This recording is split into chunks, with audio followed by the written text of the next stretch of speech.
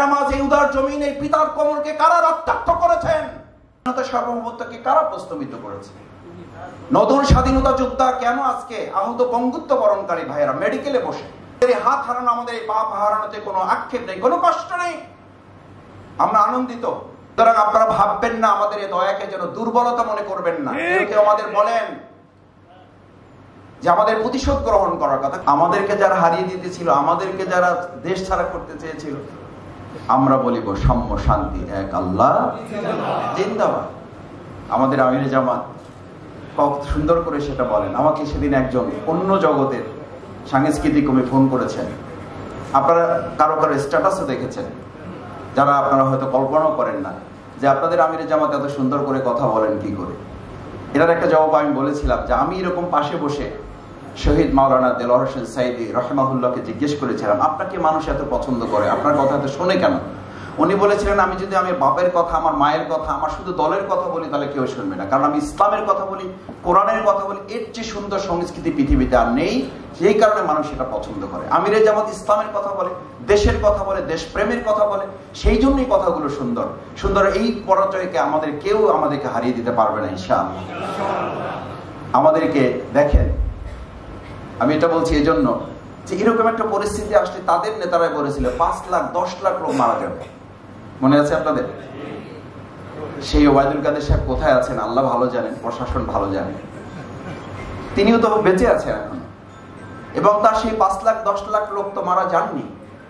তার মানে তাদের অপরাধের প্রবণতা তারা জানতেন, কিন্তু প্রতিশোধের প্রবণতাটা এই দেশ এবং জাতি বাংলাদেশ ইসলামপন্থী লোকেরা, সেই জায়গাটা আমরা প্রতিশোধের রাজনীতি গ্রহণ করি নাই বলি কবি নজরুলের সেই সুন্দর কথা আছে, উহাদের ভাবি মাসি পিপিলিকা, তাই মারি না দয়া করে।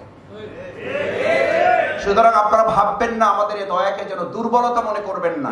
কেউ আমাদের বলেন যে আমাদের প্রতিশোধ গ্রহণ করার কথা, কারণ কবি নজরুল এটা বলেছেন আমাদের, উহাদের ভাবি মাসি পিপিলিকা, তাই মারি না গো দয়া করে। আজকে এই স্বাধীনতা সার্বভৌমত্বকে কারা প্রস্তাবিত করেছে?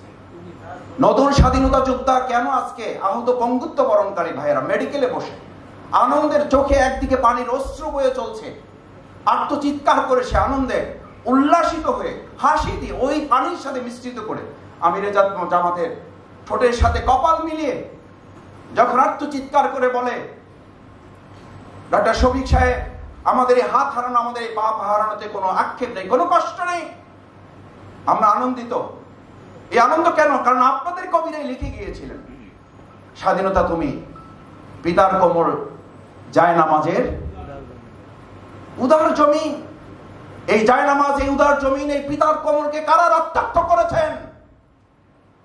এই পিতার কোমর উদার জায়নামাজের জমিনকে কারা প্রস্তাবিত করেছেন, কারা কলুষিত করেছেন?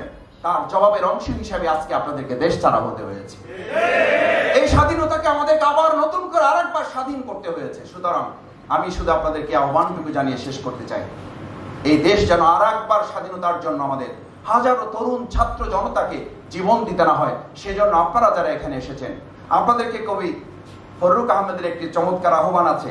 তিনি আপনাদেরকে বলেছিলেন যে আপনারা এখন যারা এখানে আছেন, আপনারা যারা মনে না করেন আমাদের সবকিছু অর্জন হয়ে গেছে, আপনাদের এটা মনে রাখতে হবে। আপনাদের সামনে তিনি উল্লেখ করেছেন, জাগো বন্দরে কৈফিয়তের তীব্র ভ্রুকুটি হেরি।